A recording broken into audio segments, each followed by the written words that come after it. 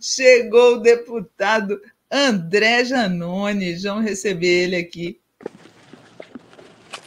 Olá!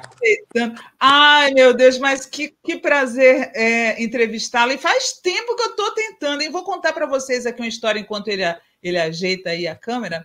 Fui lá no gabinete do deputado André Janones, porque eu já tentei entrar em contato com ele, aí cheguei lá no gabinete dele e falei assim, como é que eu faço para falar com a assessoria de imprensa do Janones? Aí a moça falou assim, não, a assessoria de imprensa do Janones é ele mesmo. É ele mesmo que faz. Você deu risada de mim. E aí, por sorte, ele lançou um livro e eu falei com a assessoria de imprensa da editora, e consegui finalmente trazê-lo aqui. Boa noite, deputado, tudo bem? Boa noite, tudo ótimo, prazer imenso, Sinara, estar participando aqui com você. Sem querer, você já introduziu o tema, né? Porque esse é o segredo da comunicação, não da comunicação moderna, da comunicação desde que o mundo é mundo. O segredo da comunicação é você estar comunicando a verdade, a sinceridade, a naturalidade, as pessoas verem que aquilo ali é algo real, assim como elas. Esse é o segredo da comunicação, na minha visão. Ah, eu achei ótimo. Nossa, seu livro é muito útil, viu? Muito útil. Coloca a capa do livro aí, por favor, Gui, para as pessoas verem o livro Janonismo Cultural. Adorei o nome. O uso das redes sociais e a batalha pela democracia no Brasil, do André Janones. Está saindo pela Civilização Brasileira, selo da Record, tá? E eu quero começar a nossa live fazendo uma pergunta que está lá. Eu acredito que o Janones, como eu, é também um fã de Raul Seixas. E aí ele cita logo na epígrafe do livro uma frase do Raul. A Arapuca está armada e não adianta de fora protestar. Quando se quer entrar num buraco de rato você tem que transar. Raul Seixas, em sua As Aventuras de Raul Seixas, na cidade de Thor, né? Então, é isso que você faz, né? Transar do que os ratos fazem, né, deputado? Exatamente, Sinara. Durante a campanha eleitoral, os dias que eram mais pesados, porque não é fácil você ter que descer na lama para brigar com quem vive ali naquela lama, né? Todos os dias. Quando eu tinha os dias mais pesados, eu sempre encerrava o meu dia, era até repetitivo, sempre eu citava esse trecho da música do Raul, porque eu ainda não encontrei nada que resuma de maneira mais objetiva o que é o chamado janonismo cultural, esse termo criado pela mídia e pela imprensa que eu adotei, eu abracei, do que essa citação, né? O que está dizendo nessa frase é basicamente o seguinte: olha, infelizmente, não temos outro meio para combatê-los neste momento do que utilizar os mesmos métodos que eles. Porém, a gente precisa lutar, vencer, fortalecer a democracia para que não seja mais preciso se submeter a esses métodos. E aí eu já pego o gancho para dizer o seguinte: olha, você está dizendo os mesmos métodos que eles, então você atinge o mesmo fim que eles, você propaga fake news e etc. Não, porque a gente utiliza os mesmos métodos, porém com objetivos diferentes. O objetivo deles é enfraquecer a democracia, é atacar as instituições. O nosso é justamente o contrário. Eu costumo dizer o seguinte: a melhor analogia que eu tenho é a seguinte: o ideal em uma luta é que você bata acima da linha de cintura. Né? A regra fala que o golpe deve ser acima da linha de cintura. O bolsonarismo bate abaixo. Então, quando eu estou lutando com um bolsonarista, com a extrema-direita, eu estou levando golpes abaixo da linha da cintura. E aí, como resposta, se eu fosse sem escrúpulo, como eles são sem escrúpulo, eu bateria também abaixo da linha da cintura. Mas eu tenho um limite ético. O meu limite ético é bater na linha de cintura, exatamente na linha. Eu não queria nem bater na linha. Eu espero que venha um momento em que a gente possa bater acima da linha, mas no momento é necessário bater pelo menos ali no limite. Aí esse limite, Sinara, é o que eu falo, né, do jogo de palavras. Às vezes você está em uma guerra, você tem que aderir a alguns métodos que você não gostaria de estar utilizando, mas você utiliza, porém, como eu disse, repito, dentro de um limite ético. O meu limite ético é deixar a dúvida ali, é deixar a interpretação livre para quem está assistindo. Nunca a mentira nua e crua como o bolsonarismo faz. E durante o nosso bate-papo aqui eu vou dar alguns exemplos, inclusive, de aplicação desse método. Eu vou pegar até um exemplo da época da campanha, que foi um exemplo que fez bastante barulho, que foi quando o Bolsonaro, sem nenhuma evidência, falou que Lula ia contratar o Zé Dirceu como ministro se ele ganhasse. E aí o Giannone respondeu à altura dizendo que o Bolsonaro ia contratar o Collor. Coloca o tweet aí do... olha só, o Renan comentou, Renan Brits. Sem nenhum fundo de verdade, Jair disse que José Dirceu seria ministro de um eventual novo governo Lula. O deputado Giannone foi lá e promoveu a história que Fernando Collor vai ser ministro de Bolsonaro. Esse último viralizou nas redes bolsonaristas. Giannone é troll, né? Quer dizer, mostrando que o Giannone tinha furado a bolha do Bolsonaro e chegado com essa informação lá dentro da bolha, né? Que não é exatamente uma mentira, era possível. O Collor estava sem cargo, o Collor está sem cargo, o Collor está sem mandato. Não é nem um pouco difícil que o Collor se tornasse ministro do Bolsonaro, não é, Giannone? Sinara, quem está nos assistindo agora pode fazer o seguinte questionamento. O Giannone está se contradizendo, ou a Sinara contradisse ele, porque ele acabou de dizer que tem um limite, e nesse caso ele não tem um limite, ele falou exatamente o mesmo que o Bolsonaro falou. Aí tem os detalhes, é por isso que eu sempre digo, os bolsonaristas ficam loucos se debatendo quando eu falo isso, mas a realidade é que, tecnicamente, eu nunca propaguei uma fake news até hoje, e nem o farei. Por quê? Eu vou explicar nesse caso. Qual que é a diferença da minha fala para do Bolsonaro? Por que não é igual? Porque o Bolsonaro, quando ele fala, ele afirma, ele não fala que poderá, que talvez, que é cotado, né? Tem até eu lembro os detalhes dessa história. Eu estava em Belo Horizonte, tinha acabado de chegar de uma agenda, estava super cansado, deitei 5 minutinhos para descansar, tomar um banho, e aí apareceu lá, Bolsonaro está ao vivo. Eu cliquei, ele estava dando uma coletiva, absolutamente transtornado, descontrolado, e nessa entrevista ele começa a gritar e falar. Porque eu lembro que ele falou até da Gleisi Hoffmann e do Zé Dirceu. Ele falou, Gleisi Hoffmann vai ser ministra do Lula, e que bom que se vier a ser, né? Infelizmente não foi ainda, mas espero que realmente seja. E aí ele pega e fala assim, e o José Dirceu também, condenado no mensalão, começa a falar e fala. O Zé Dirceu vai, olha, ele está afirmando que o Zé Dirceu será ministro. Ok. Quando eu venho para a resposta, primeiro, a importância dos objetos, né, do elemento visual. Eu peço para minha assessoria imprimir várias fotos do Bolsonaro com o Collor, fotos em alta impressão, parecia foto mesmo revelada, mas era uma impressão. E aí eu entro numa live, urgente ao vivo. Collor poderá ser ministro de Bolsonaro. Aí eu entro e falo, pessoal, urgente, estou aqui agora e aqui ó, eu vou trazer uma bomba aqui para vocês. Pode ser que o Collor venha a ser ministro, eu vou explicar essa história. Aí eu pego as figuras e falo, dá uma olhada nessas fotos aqui, mostra as fotos.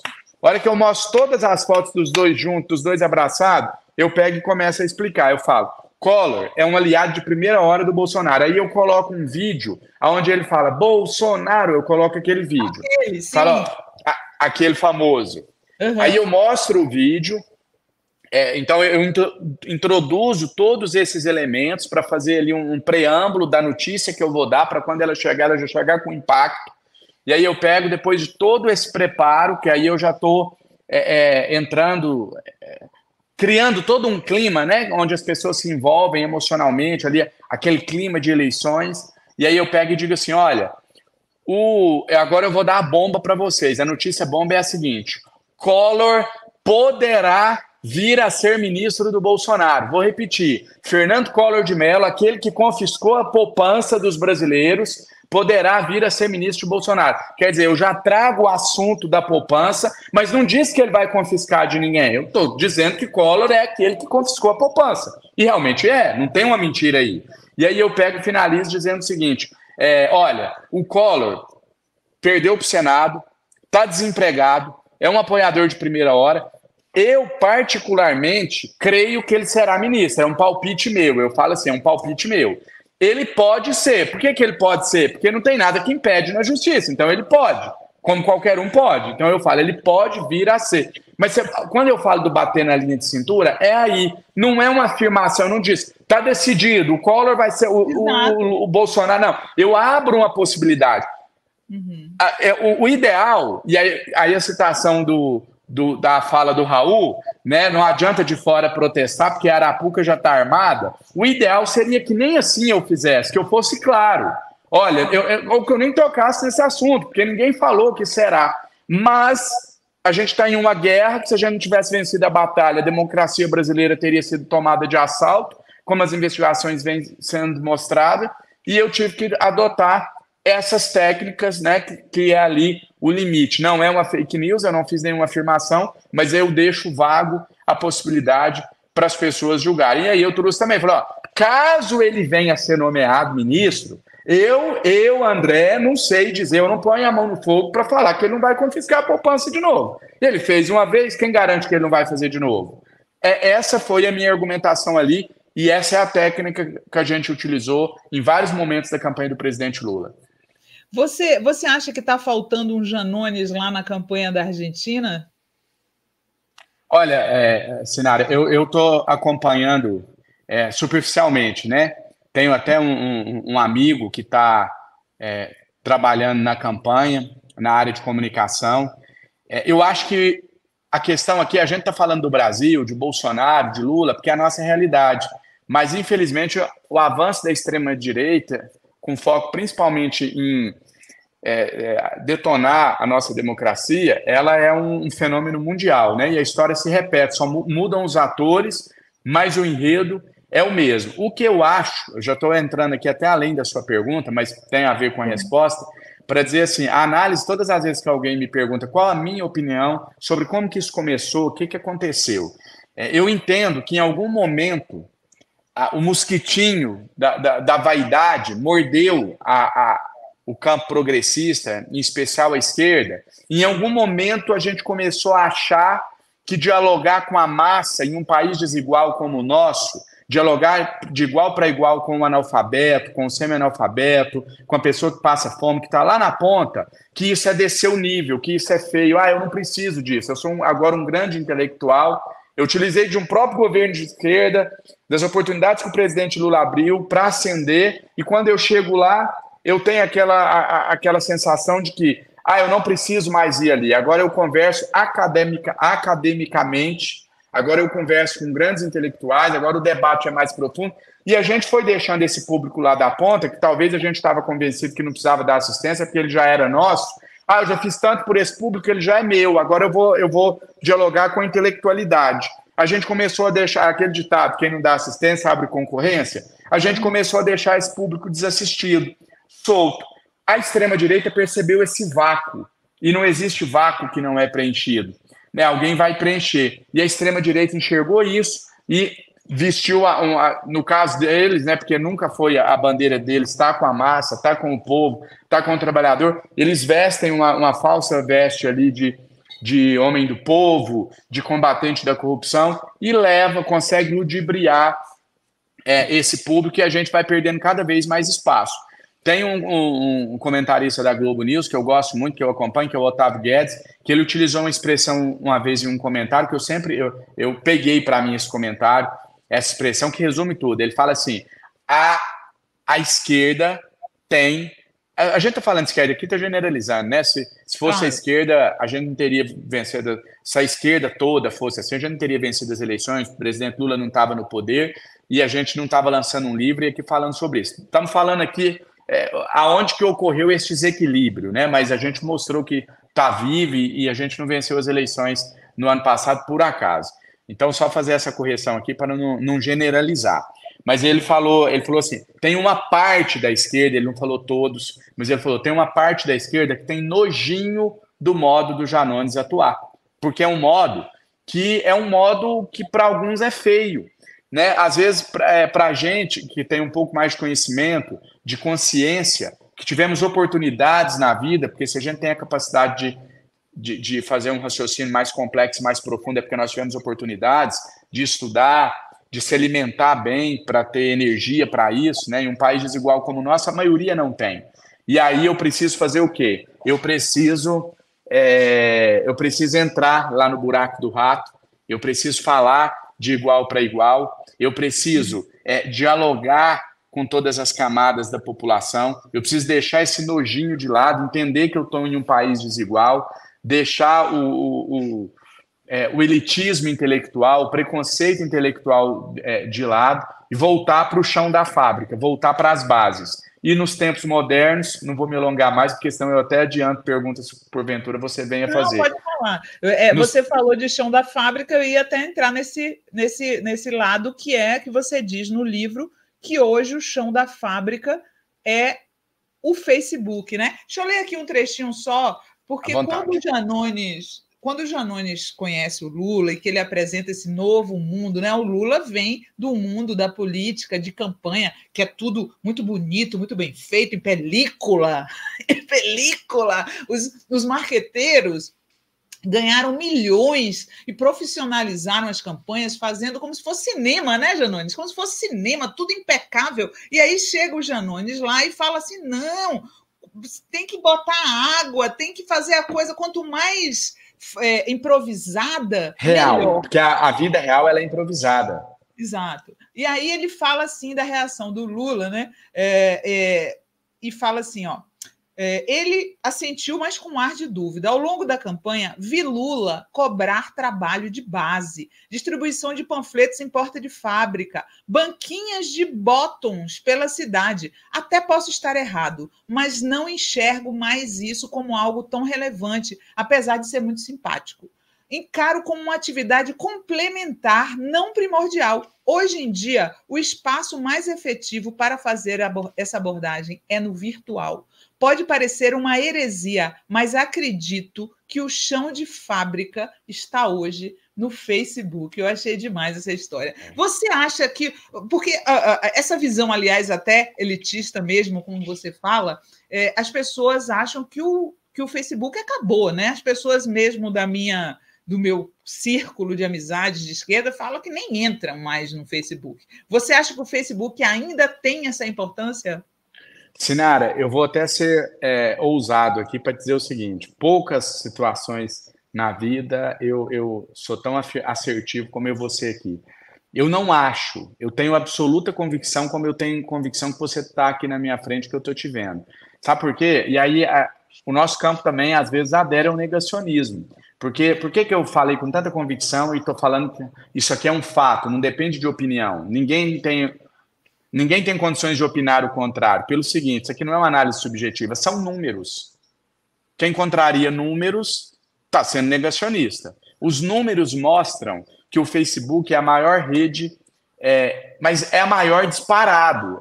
Se eu não me engano, ela é quase maior que todas as outras somadas.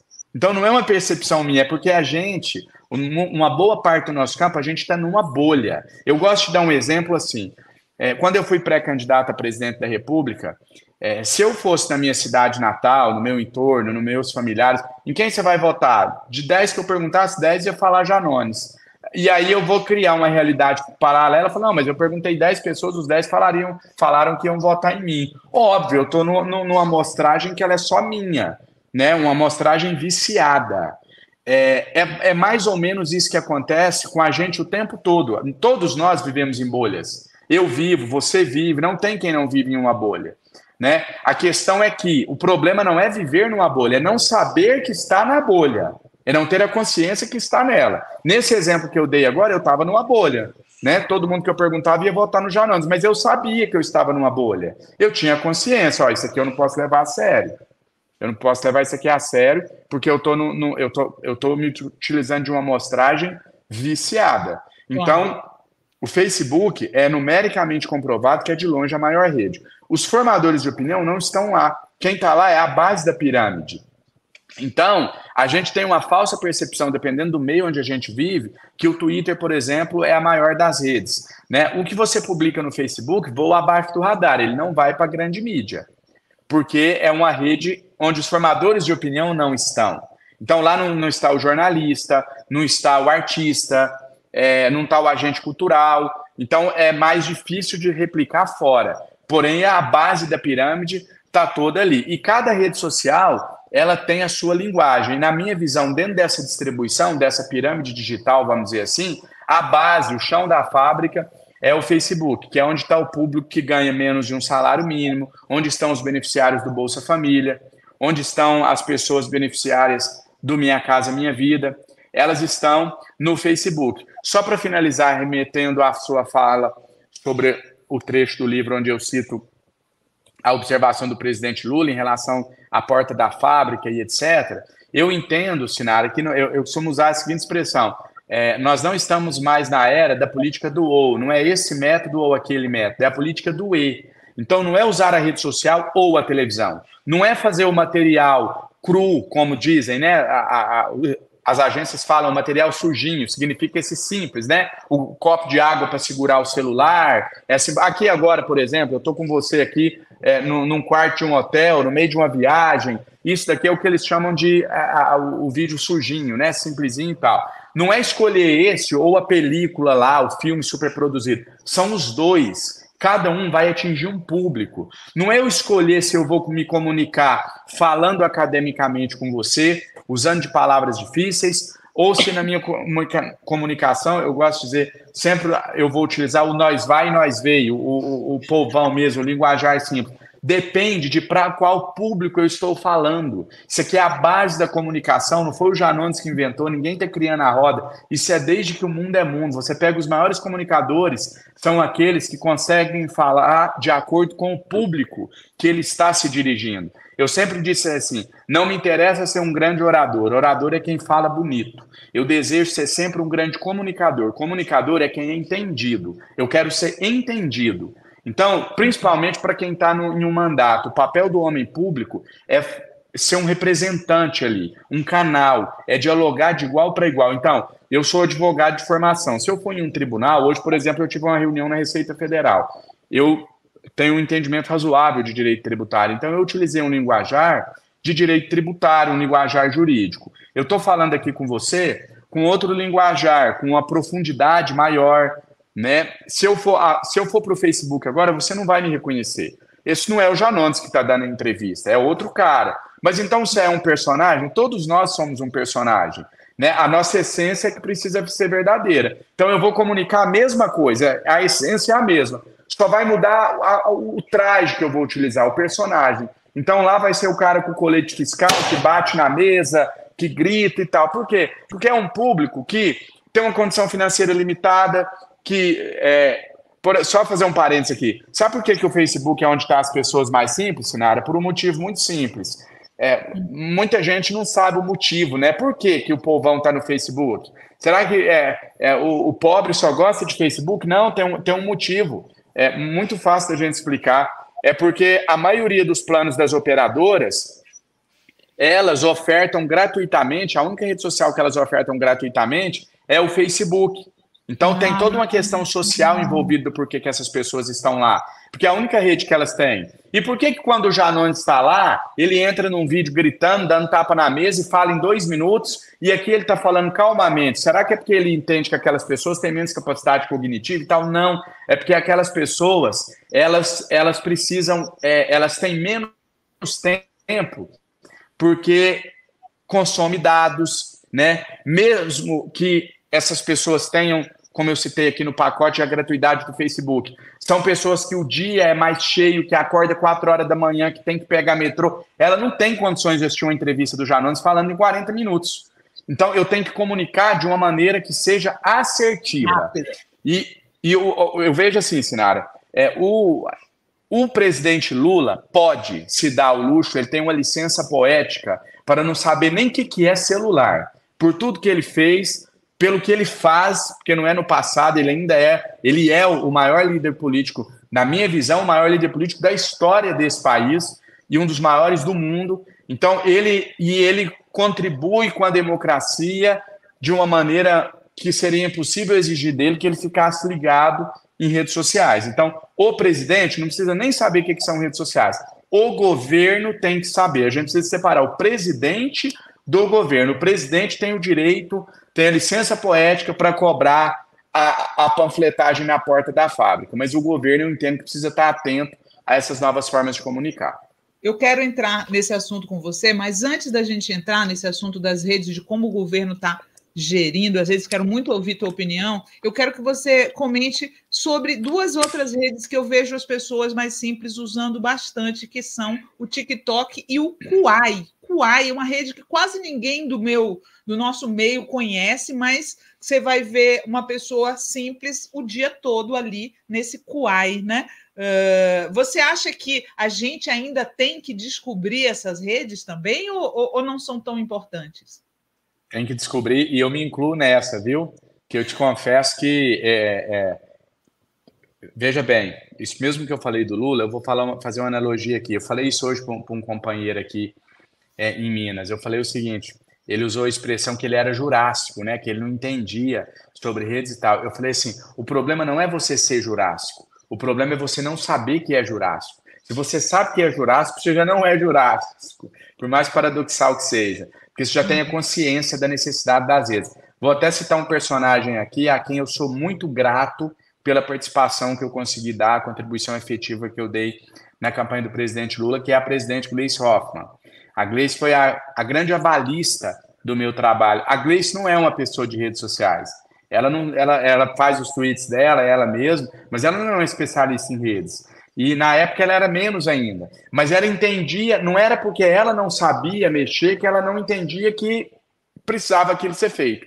Então, alguns anos atrás, até uma história interessante, eu tenho uma sobrinha de 23 anos, à época ela tinha 20 anos, 19 para 20 anos, e ela me falou, eu fui falar do Facebook com ela falou, tio, você é muito tiozão, ninguém usa Facebook mais. Aí eu expliquei para ela do Face, aí ela concordou, falou, tá, mas o que manda hoje é o TikTok entre os jovens. E eu achava que TikTok era uma coisa absolutamente banal. Ela falou, não, faz uma conta para você ver. Eu fiz, em poucos dias eu tinha mais de 500 mil de seguidores, e aí eu continuo não manjando, não sendo bom de criar conteúdo para lá, de pensar o TikTok, mas isso não me impede de fazer. Então, inclusive, eu contratei recente, essa semana, uma pessoa que está me ajudando nessa área para produzir também, para TikTok, para Quai. Então, o importante é a gente, não é... Às vezes alguém que está nos assistindo aqui pode falar, eu não entendo nada de rede, principalmente para quem tem mandato ou para quem está à frente de uma empresa. Você não precisa entender, você precisa só ter a consciência de que as redes são importantes, que é um fenômeno que veio para ficar, e adequar, aprender. Se não quiser aprender a usar, ter alguém que o faça. Então, é isso. E aí, só dizer em relação ao Quai, uma coisa interessante, Sinara. Também uma coisa que eu descobri o ano passado, quando eu estava como pré-candidato à presidência, eu fiz uma incursão pelo interior do Brasil, mais especificamente no Nordeste, visitei os municípios mais pobres do país, municípios que têm uma renda per capita de R$96 por mês. Eu falo, claro que eu descobri o que é pobreza de verdade. E durante essas visitas, uma coisa me chamou a atenção. Todo lugar que eu chegava, as pessoas só falavam de Quai. Faz um videozinho para eu pôr no meu Quai. O jornal de Quai. Eu achei aquilo intrigante. E aí eu perguntei para alguns, eu falei assim, qual é a maior rede social que existe? Perguntei para essas pessoas a percepção. Todos responderam assim, a maior é o Quai. Eu falei, o Quai é a maior rede? Falou, a maior rede social do Brasil é o Quai. Aí eu fui investigar esse fenômeno social e descobri, assim como o Facebook não é por acaso, isso também não é por acaso, é porque o Quai tem uma modalidade onde você vai trazendo gente para as redes e vai recebendo por isso. Teve alguém que comentou aqui que o Quai remunera. Ele remunera. E as regiões mais pobres do Brasil é onde tem o maior número de usuários de Quai. Você vê que nada é coincidência. Tá vendo? Tem muita gente aqui, o pessoal não tem nenhum nojinho de você aqui, te adora. Oswaldo Inocêncio, você, Janones, é uma bênção de Deus e continue assim, amém, falando a verdade. Eu sou muito grata a Deus por ter tomado a decisão certa, ficar com o nosso presidente Lula, querido. Parabéns, Janones. Aqui obrigado. O Andrei falando que o Quai remunera os usuários. Kátia Coragem, Janones é muito bom. Como é inteligente. foi os seus fãs aqui. Obrigado.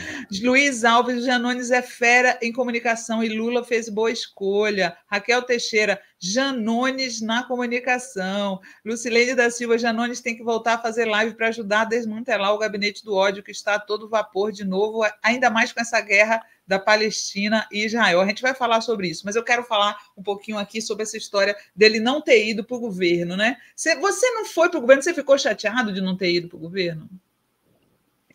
Sinara, antes de eu te responder diretamente, quero só contar um fato que introduz essa suposta mágoa minha. Em 2 ou 3 de janeiro, acho que 3 de janeiro desse ano, eu estava na posse como ministro do nosso vice-presidente Geraldo Alckmin.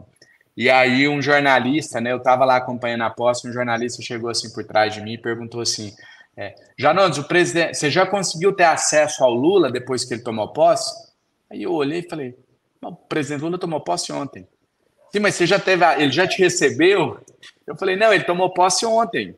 Por que eu estou citando esse exemplo? Existe uma tentativa de uma parte da imprensa em criar burburinho onde não tem, em criar mágoa onde não existe, em criar intriga. E ali eu já saquei o que me esperava pela frente. O presidente Lula nunca me ofereceu nenhum espaço no governo. Por que ele não me ofereceu? Eu não posso te dizer se ele ofereceu ou não, mas eu preciso ser honesto contigo em te contar os bastidores. A primeira vez que eu me reuni com o presidente Lula, a gente não falou sobre eu desistir da minha campanha, eu falo sobre isso no livro também, eu ainda era candidato, ele não me pediu para tirar a candidatura, e aí depois, antes de eu encontrar com ele, eu já tinha encontrado com ele 1 ou 2 vezes e tinha um outro encontro marcado, esse encontro sim era para selar o acordo.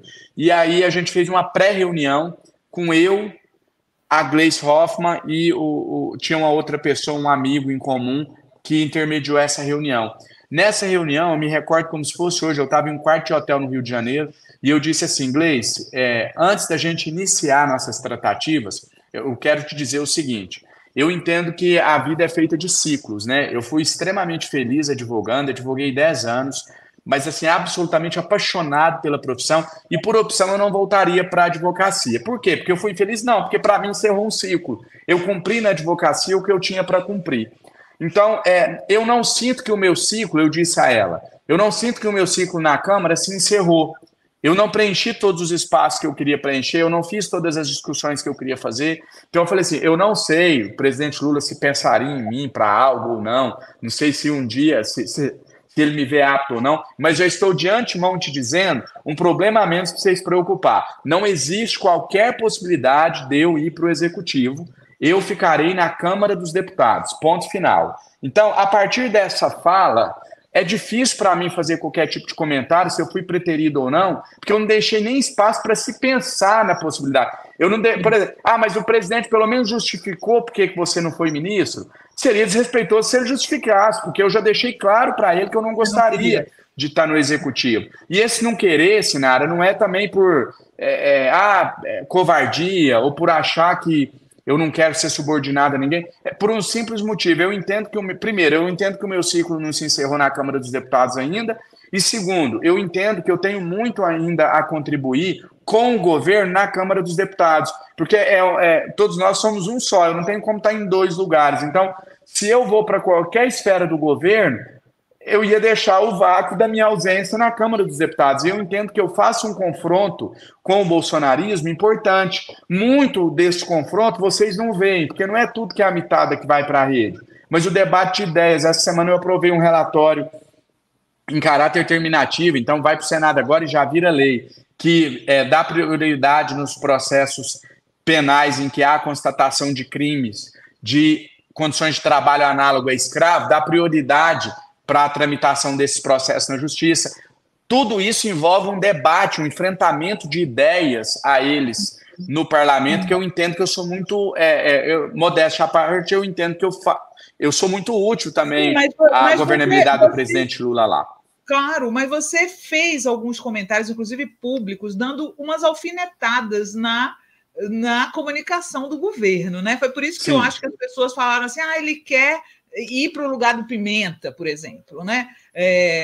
Porque você deu umas alfinetadas, né? E eu sei que você fala, que as lives, por exemplo, são importantíssimas, né? Você acha que você dá muito valor às lives, e as lives do presidente Lula ainda não decolaram, né? Eu queria que você comentasse essas duas coisas, essas suas críticas públicas à comunicação do governo e também por que as lives do Lula ainda não decolaram, em sua opinião?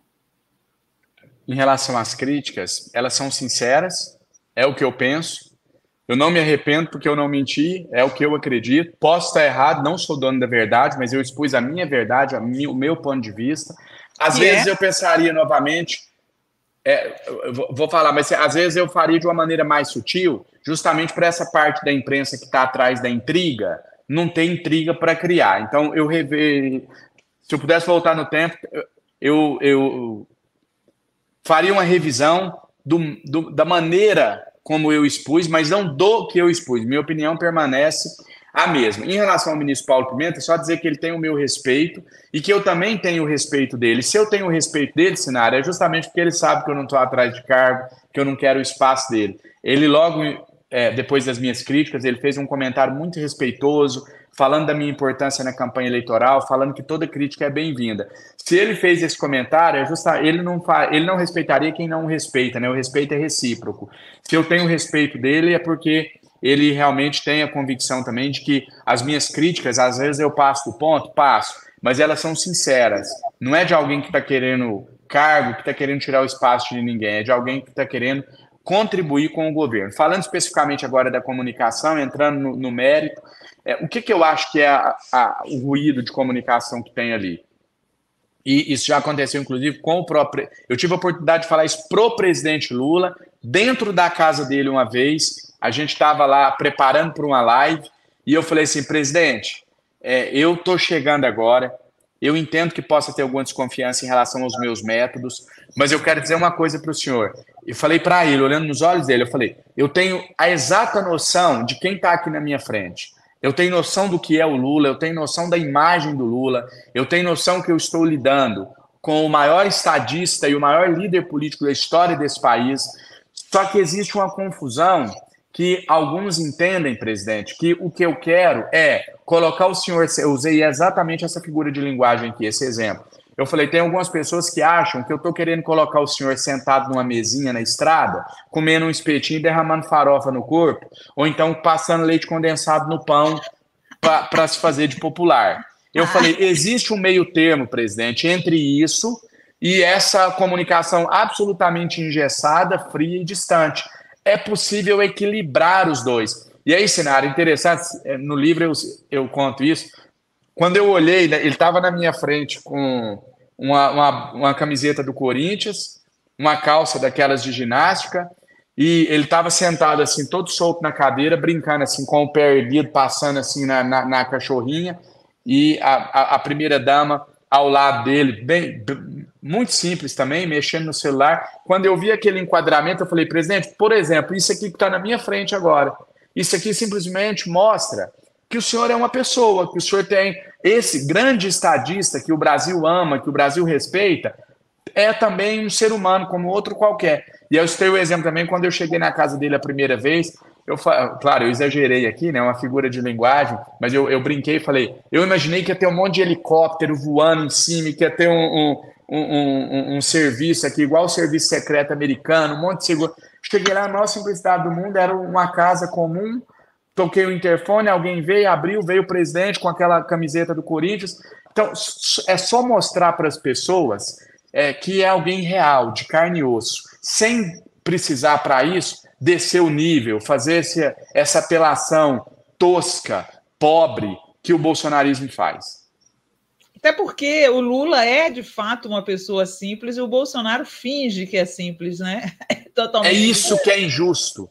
Falei isso também uma vez para o hoje ministro, né, Fernando Haddad, também na casa dele, um dia a gente tomando café, eu falei, Haddad, sabe o que mais dói para quem gosta de comunicação e entende um pouco? É porque eles estão usurpando de algo que é de vocês é que são simples. Nós é que somos isso, nós é que somos, e eles pegaram para eles.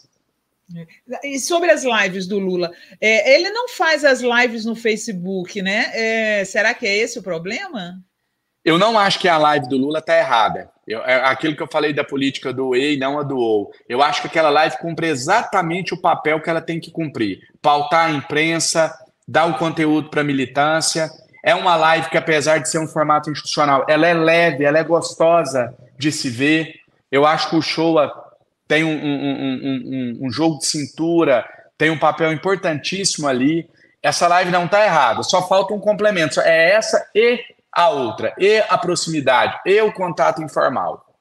Uhum. Você acha que ele devia ocupar mais o Facebook?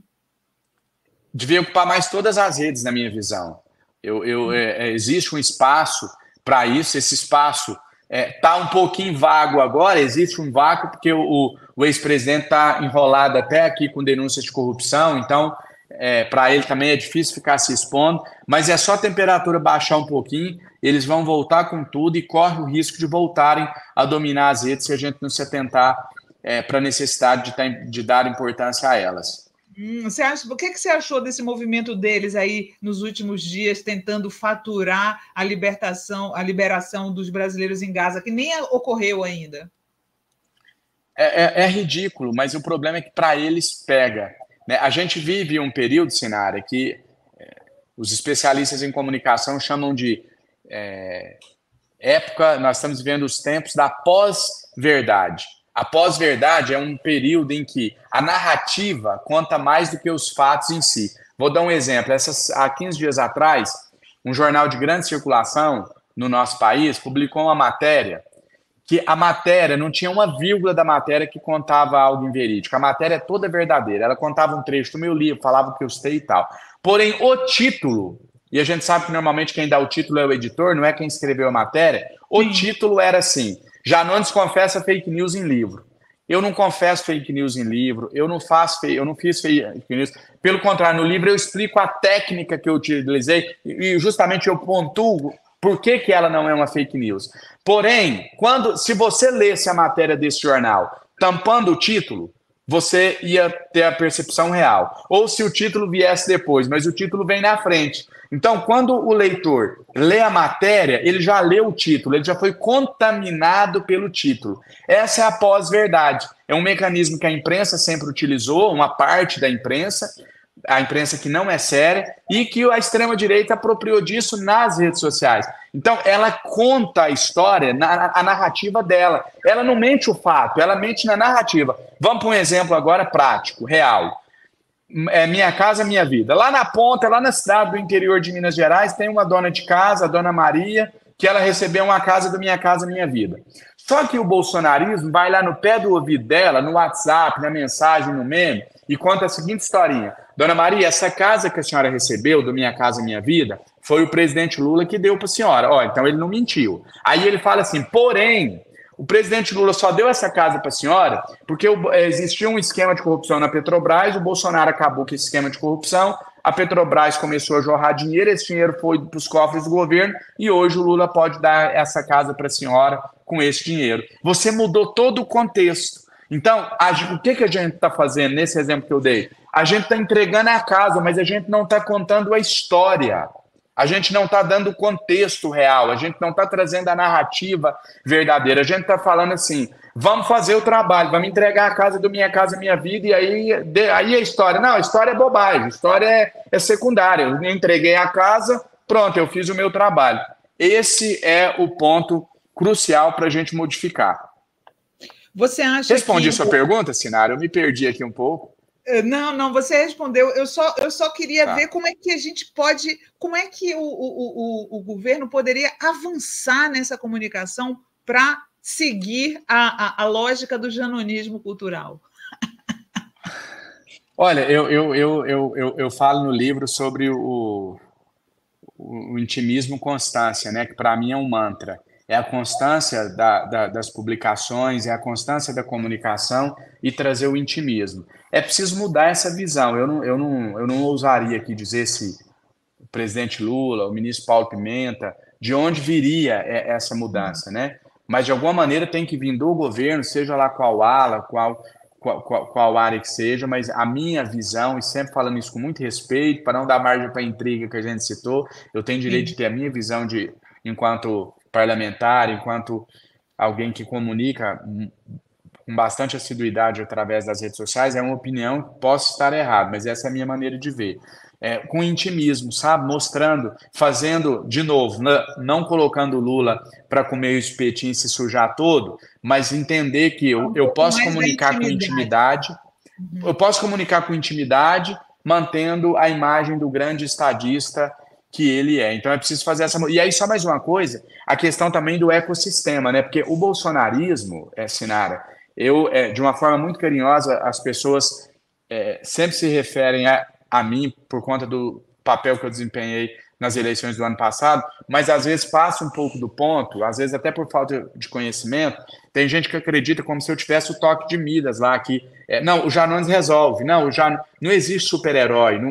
Eu falo isso no livro também, que para mim não existe genialidade nisso. Existe compreender o mecanismo das redes. Então, uma pessoa só não vai resolver. Se o Lula amanhã decidir mudar e ficar no celular lá fazendo post, não vai resolver. Porque não era o Bolsonaro só que fazia isso. Você tinha um ecossistema de distribuição. O que é esse ecossistema? Você tem o órgão central do governo, seja o presidente, no caso do Bolsonaro era ele próprio, seja o ministro, as comunicações, seja o que for. Você vai ter um órgão central de onde vai nascer o direcionamento.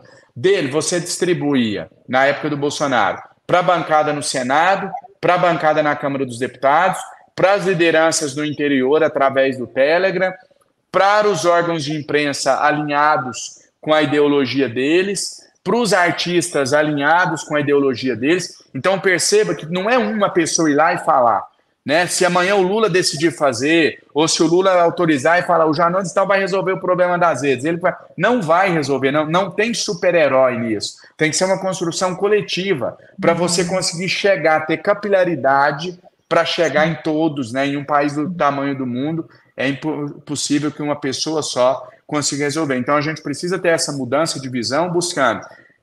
Constância o governo já tem. Eu acho que tem um volume bacana de publicações. Acrescentar isso, o intimismo e esse sistema de distribuição das notícias. A gente está aqui fazendo um trabalho de comunicação na televisão através do YouTube, né? Nós, os canais, eu me refiro aos canais independentes de esquerda, né? O que você acha? Eu queria te pedir uma sugestão para nós, comunicadores de esquerda, o que a gente pode avançar, né? A TV Fórum cresceu bastante esse ano, mas como que a gente pode chegar a mais gente, na tua opinião? Olha, eu não estou falando isso para fazer média contigo, mas quando eu falei sobre política do eu, do ou, né, cada um cumpre o seu papel. Então, a produção, o vídeo produzido é péssimo. Não, eu utilizo vídeo produzido nas minhas redes, estrategicamente, pontualmente, em determinados momentos. Cada um cumpre o seu papel. Dentro do papel que vocês cumprem, que é munir o formador de opinião, aquele que já tem o pensamento crítico, de conhecimento, para que ele possa travar a luta lá na ponta, eu entendo que vocês cumprem o papel de vocês. O objetivo de vocês não é ir direto para a base, é munir pessoas para que elas possam ir para a base. Então, eu entendo que vocês já fazem o papel de vocês da maneira que eu considero como correta. Agora, todos a gente precisa, dizer assim, a gente precisa ter, sabe aquela coisa dos conglomerados econômicos, que às vezes você tem assim, uma empresa tem a marca A e a marca B, tem uma marca mais barata, cara, e depois tem uma marca mais barata, isso é muito comum, né, com as empresas. A gente precisa ter o nascimento de outros veículos que se disponham a fazer comunicação sem o nojinho, falando com as bases, falando com a linguagem que a gente taxa de ser sensacionalista. A gente precisa ter mais Andrés Janones, vou citar até um amigo aqui também, que também propositalmente, por entender, eu vou citar o exemplo de alguém aqui que eu entendo que faz esse papel de comunicar na base, e às vezes ele usa um tom sensacionalista, apesar de que, para mim, é mais que um grande intelectual, é um gênio, que é o Eduardo Moreira. E o Eduardo, ele tem o ICL, ele faz o seu trabalho também, como o de vocês, só que o Eduardo mescla muito, ele faz muito essa mescla também. Às vezes você vê lá num estilo muito parecido com o meu, um pouco sensacional. Falando, olha aqui, atenção! Vem aqui, isso aqui. essa capacidade de falar. Então, assim, eu não acho que tem que mudar, eu não acho que você amanhã tem que começar a bater na... Cada um tem a sua habilidade, cada um tem o seu jeito de comunicar, cada um desempenha o seu papel, ninguém é mais importante do que ninguém. A minha fala não é que sentar no chão no chão da fábrica, não é deixar de reunir com a diretoria também, vamos dizer assim, para usar a figura aqui da fábrica. Todos têm o seu papel. Se a massa tem o seu papel, o mais pobre, empregado doméstico, o empresário também tem, o produtor rural também tem. Vocês aqui na Fórum que dialogam para um público com mais conhecimento, mais intelectualizado, também tem. Não é o nós contra eles. Então vamos fazer todo mundo uma linguagem popular e abandonar o outro. Cada um cumpre o seu papel. A gente só precisa entender isso e parar de ter o nojinho, de torcer o nariz para quem comunica, como, por exemplo, não tenho a pretensão de achar que eu sou único, estou citando eu de exemplo, porque a gente está falando do meu livro, né? Parar de torcer o nariz para o André Janones quando ele usa um tom mais sensacionalista, quando ele vai lá e chama o Nicolas de chupetinha numa reunião do CCJ, entender que no enfrentamento, no momento que a gente vive hoje, isso é necessário.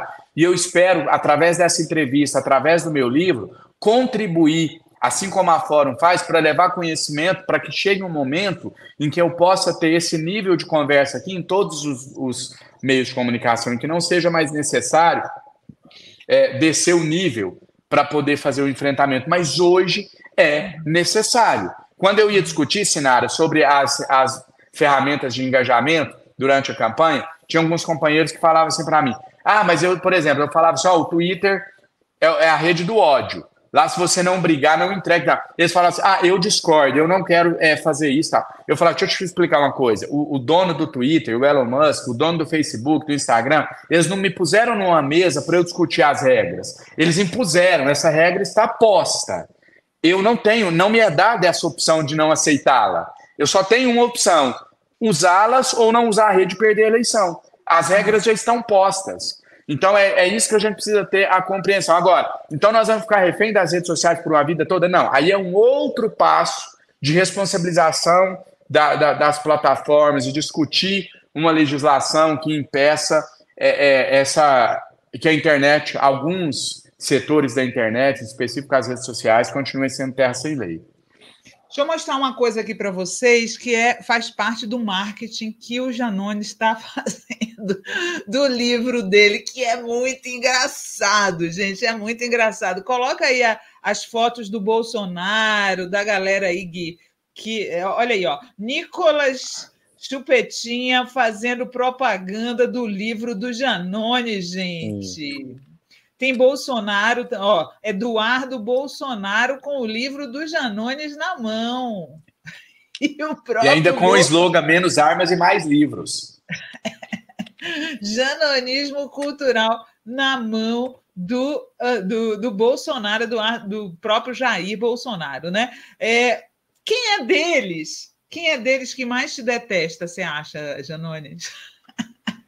Eu não tenho dúvidas que nenhum desses que apareceram aí, que o Carlos Bolsonaro, inclusive tem vários processos dele na justiça contra mim, eu acho que ele se sentiu afetado quando ele percebeu que eu sabia usar as mesmas ferramentas que ele, e modéstia à parte, as urnas mostraram isso, com mais efetividade até. Sinara, só um dado interessante,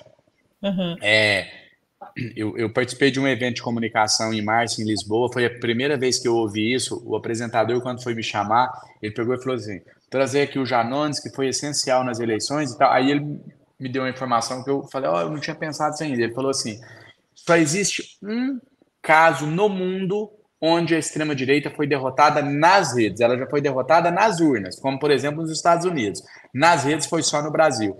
E agora, essa semana, eu dei uma entrevista para um jornal suíço e a jornalista me falou a mesma coisa. Ela falou, Janones, justificar por que a gente pediu essa entrevista contigo é porque vários países estão descobrindo o case do Brasil e estudando, porque é o único case, não tem outro no mundo, onde a extrema-direita foi derrotada nas redes. Ninguém nunca venceu eles nas redes, e no livro eu conto que isso foi Assim que eu entrei na campanha, né, eu estava conversando com o Edinho, o prefeito de Araraquara, e ele me explicou a dificuldade, falou, já não, o importante é diminuir a diferença. Eu esperei ele falar e falei, Edinho, nós não vamos diminuir a diferença, nós vamos atropelá-los na reta final, e foi o que aconteceu. Mas o Nicolas é uma espécie de nêmesis seu, né? Vocês dois são mineiros. Eu sinto que tem um certo prazer em você de pirraçar o Nicolas. Ele é muito imaturo. Eu até entendo que da idade dele eu era mais maduro que ele, mas muito a maturidade vem com a idade, né? É muito jovem, é uma pessoa que é muito fiel ao público dele. Não acho que o Nicolas seja um fenômeno passageiro. Acho que ele veio para ficar na política, porque todas as sandices que ele defende, toda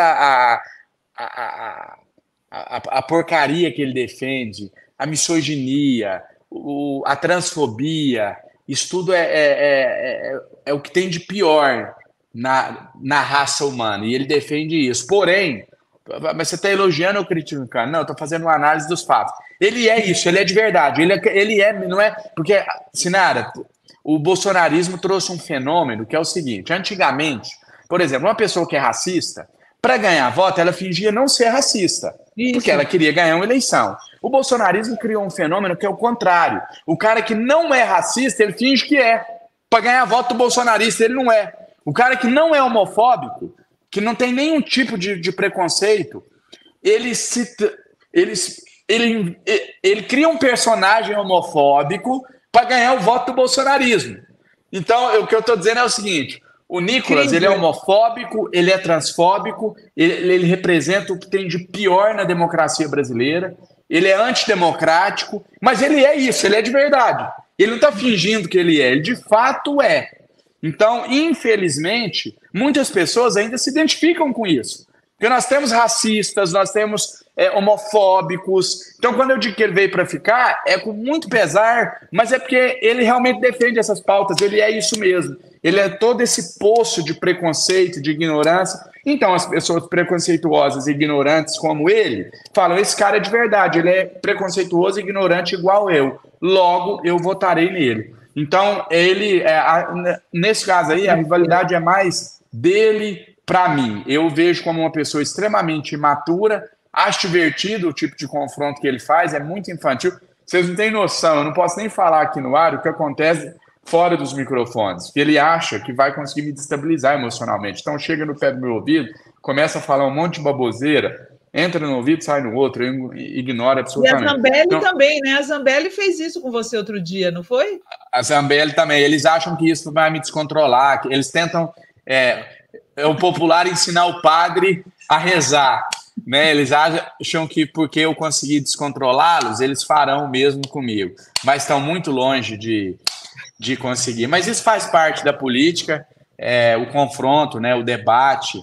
Isso é uma pena que é em tão baixo nível. Seria bom que fosse um debate de 10. Mas isso faz parte e é divertido. O enfrentamento ao Nicolas é a parte divertida disso tudo. Eu acho também. Uma última pergunta aqui. O Janones trouxe dicas para vocês, tá, gente? A gente já está aqui falando há uma hora e eu vou fazer uma última pergunta. Janones, você acha que o bolsonarismo está em baixa? Tá. Neste momento, agora, enquanto eu estou aqui te dando essa entrevista, mas é uma baixa consciente, eles sabem que estão em baixa, boa parte do bolsonarismo, o Bolsonaro tem esses arrobos loucos dele aí, igual essa semana, mas você percebe que ele submergiu um pouco, só que isso é estratégico, é porque ele sabe que que o mar não está para peixe, vamos dizer assim, e até você me dá deixa para dizer o seguinte: é uma grande ilusão achar que a gente venceu o bolsonarismo e achar que a democracia brasileira está salva. Nós estamos em um processo, nós ganhamos uma batalha, precisamos comemorar isso, precisamos celebrar. É a batalha mais decisiva, até aqui a gente venceu, mas a vitória nessa batalha, Sinara, ela só nos dá aquele respiro, sabe? Você tá ali, é como você está mergulhado na água, e aí você põe a cabeça para fora, pega um ar para voltar. A gente respirou. Se a gente tivesse perdido essas eleições, a gente estaria vivendo em um regime ditatorial no nosso país. A gente respirou, a gente pegou energia, pegou força para continuar fazendo o enfrentamento. Mas não tenham a ilusão de achar que eles estão fora do jogo. Não estão. e 2026 vai ser uma dura batalha. E aí eu já finalizo dizendo de novo do livro. Eu optei por um editor, eu tinha mais de um convite, inclusive, mas o que me cativou no selo da civilização brasileira, da Record? A proposta de fazer algo popular, algo acessível e algo de fácil compreensão. Eu poderia ter optado por fazer um compêndio falando tecnicamente, etc. Eu queria algo barato, de leitura rápida e compreensível, que as pessoas pudessem compreender rapidamente, pelo menos pegar ali uma essência, um espírito, o espírito do livro. Aí, Gui, por favor, coloca a capa enquanto ele explica. Tem 170. Então, o objetivo foi esse. Olha aí, ó. Eu estou muito feliz com o resultado. É um livro que você consegue ler ali em 4, 5 horinhas, dá para pegar num dia e ler, e ele é prático, você vai aplicar ele no seu dia a dia. Não é um livro que você vai ler, colocar na estante e de vez em quando lembrar do assunto. Não. Então, eu costumo dizer o seguinte, esse livro ele é um manual de estratégia para as redes sociais / bastidores das eleições de 2022, porque eu trago as estratégias, mas eu vou mostrando como eu apliquei a estratégia que eu estou trazendo nas eleições de 2022, especificamente na eleição do presidente Lula. Então, por mais que ele seja sucinto, ele é prático, mas ele é muito rico de conteúdo. Pretendo lançar futuramente, quem sabe, um volume 2 ou um outro título, e aí sim aprofundando um pouco mais. Né? Você tem lançamentos aí, tem dia 22 em Brasília, não é isso? Isso, 22 em Brasília. Você está aí na mão? Eu vou pegar aqui no teu Twitter. Não, eu vou lembrar, 22 Brasília, depois tem a Flip em Paraty, que eu não vou lembrar, uma falha minha não tá com as datas aqui, mas é porque eu estou usando o aparelho celular. Você tem aí? Quebra esse galho para mim. Pode ir falando aí que eu vou pegando aqui no teu... Ah, tem aqui, peguei, meu assessor me entregou aqui. 22/11 em Brasília, 23/11 na Flip em Paraty, 29/11 Rio de Janeiro, 30/11 São Paulo, 7/12 BH e 8/12 Fortaleza. São os 6 eventos de lançamento nossos. Olha só, Santista Futebol mandou um superchat. Janones, como eu queria ser seu eleitor, sou do Piauí. E a Terezinha Marques falou: o Janones me lembra o Chacrinha devidamente atualizado e adequado ao mundo da política. Que honra essa comparação. Só fazer um comentário aqui, respondendo o superchat aí, que eu vou participar na próxima segunda-feira de um evento online do Fábio Novo em Teresina, e a gente vai falar sobre comunicação, sobre redes sociais e etc. Se quiser participar, vai ser bem bacana.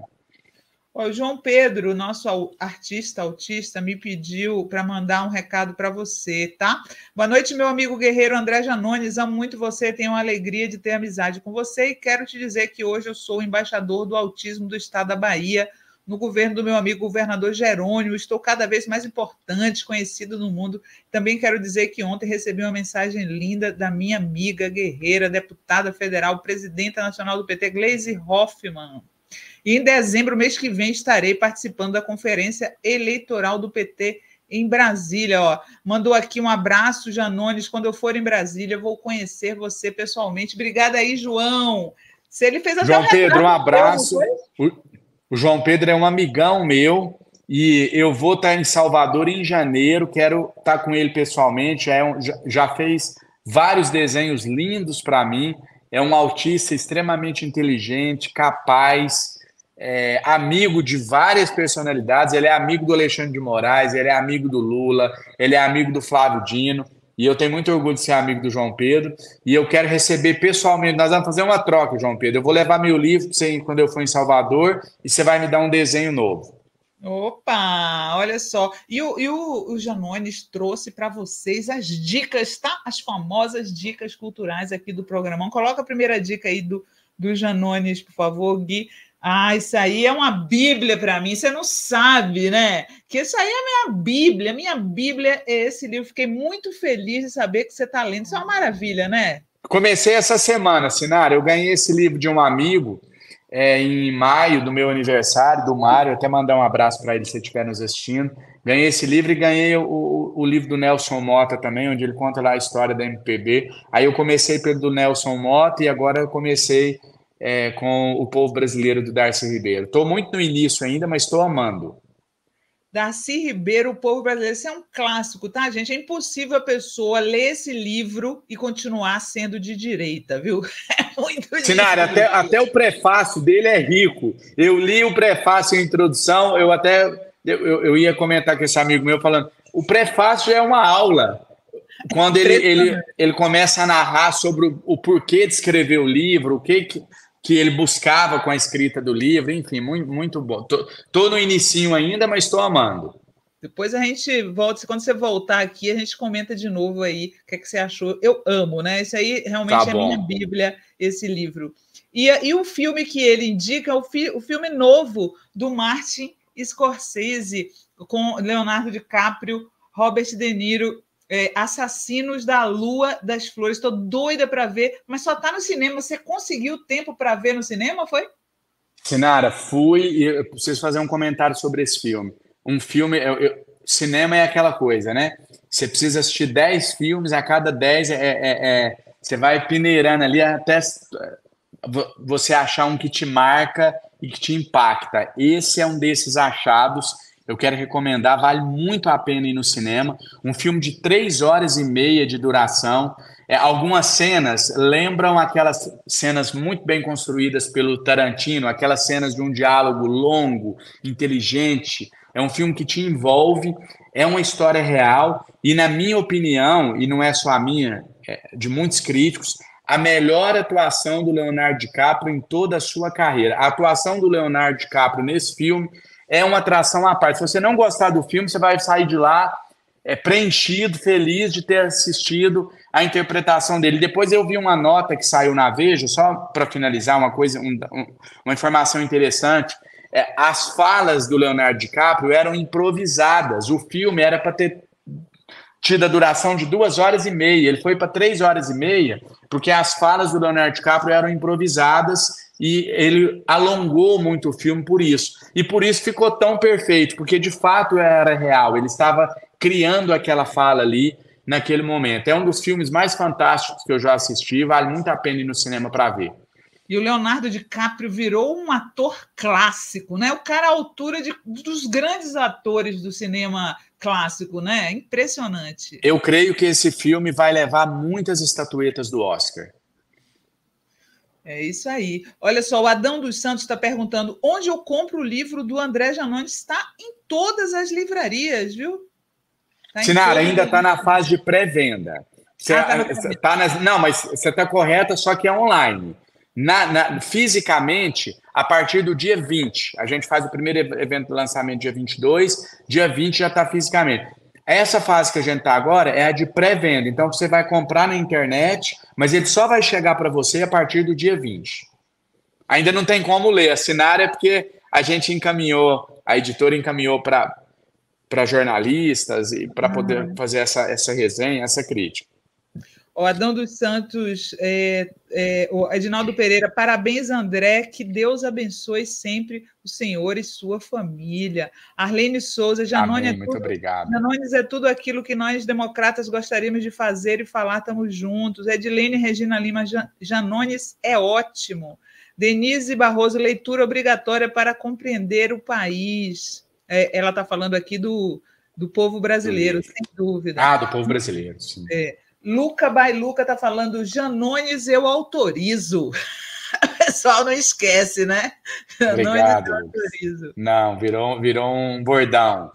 E tem aqui uma última pergunta, pessoal, da Lu Pires. Janones, fala para a gente o que devemos fazer quando vemos uma postagem que fala do Bozo. Devemos comentar? Devemos ignorar? Ou seja, não curtir e não comentar? Boa pergunta. Se eles estiverem tentando emplacar alguma narrativa falsa, acusando o nosso campo de algo, você não faça nada, simplesmente ignore. Se for algum tipo de enfrentamento, questionando uma medida do governo e etc., aí você deve fazer o enfrentamento político, trazendo a verdade ali, o contraponto daquilo. Se for tentativa de emplacar uma fake news, uma narrativa, você ignora. Fake news, só uma última dica, Sinara, como que eu lido com fake news? A fake news ela pode ser desmentida, mas eu sempre digo o seguinte, eu desminto a fake news no meu tempo. Ninguém me manipula, ninguém decide quando eu vou agir. Então todo mundo entrou hoje e fala, o Janones roubou, o Janones não sei o quê. Eu não vou entrar, você não vai me pautar, você não vai me dizer o que eu vou falar na minha rede. Eu não vou criar daquilo ali um conflito. Então eu vou ignorar, eu vou jogar uma outra pauta para contrapor a sua, mostrando um outro ponto negativo da sua atuação. E, mas aí é desrespeitoso com o meu seguidor, com o meu eleitor? Sim, por isso eu vou dar uma satisfação, mas no meu tempo, não agora. Não para alimentar o algoritmo e aquilo viralizar. Então, depois, daqui um mês, a hora que ninguém estiver tocando mais nesse assunto, que esfriou, aí eu venho a público e explico, olha, rolou uma fake news aí, foi assim, assim, assim, a versão dos fatos é essa e tal. Porque aí o algoritmo já mudou. Ah, entendi. Olha aí, fica a dica aqui para vocês. Deputado André Janones, foi um prazer enorme recebê-lo aqui. Espero que você volte sempre. Sinara, o prazer foi meu. Obrigado pelo espaço, obrigado por esse bate-papo rico, inteligente, onde a gente pôde aqui trocar conhecimento, me estimular aqui a pensar em muitas questões também. Então, para mim foi um prazer imenso. Estou muito grato por esse espaço, muito feliz de estar participando contigo. Espero que eu sempre tenho falado isso, né? Como que a gente vai contribuir? A gente fica fazendo crítica, fazendo raio-x, mas como é que nós vamos mudar? Vamos então, eu já entendi, Janones, a crítica. Agora, como que a gente muda isso? Vamos começar a fazer, né? Eu acho que o livro é um desses instrumentos, modéstia à parte. Igual eu falei, não é um livro profundo, não é um livro para você estudar a comunicação do ponto de vista acadêmico, mas eu acho que ele vai chegar naquele militante. Você perguntou, né? O que a gente pode fazer? E eu falei, não, você está cumprindo o seu papel, mas eu queria chegar na... Opa, caiu? Caiu, Gui? Acho que caiu. O Janones caiu aqui. Deixa só ele voltar para a gente fechar aqui. A Denise Barroso mandou um superchat. Janones é debochado, engraçado, impetuoso e corajoso. Tudo que eu quero ser, total identificação. Será que ele vai conseguir voltar? O pessoal não quer que termine aqui a live. A live já tem mais de 1h30, né? 1h50. Deixa eu ver aqui se ele vai conseguir entrar de novo. Deixa eu mandar mensagem aqui para o assessor dele.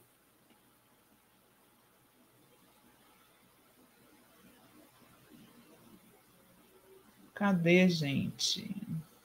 Achei aqui.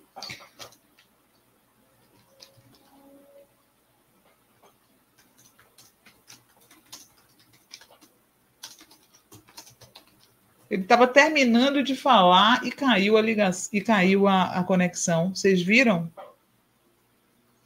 Caiu a conexão, minha lâmpada apagou. Foi tudo aqui no final. Estou achando que ele não vai conseguir mais entrar. Estou achando, viu?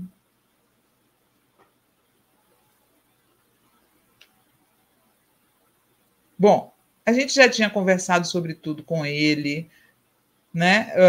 O Andrade, volta Janones, Rosana Nunes, volta Janones, Lu Pires, volta Janoninho. Ai, tá muito engraçado. Júlia Rodrigues, obrigada, querida, pelos elogios. André Glória, Janones, volta aí. Acho que ele não vai conseguir voltar. Já passou o tempo aqui. Vamos encerrar aqui a nossa entrevista. Bom, segunda-feira, né? Eu estou de volta às 11 horas lá com Adrio Rovai no Fórum 11h30 e às 20h30 no Brocou. Espero que vocês tenham curtido aqui a entrevista com o André Janones. Pena que terminou tão subitamente, né? Tão subitamente, mas, enfim, acho que ele não entra mais mesmo. Ó, deixa eu ver aqui a resposta do...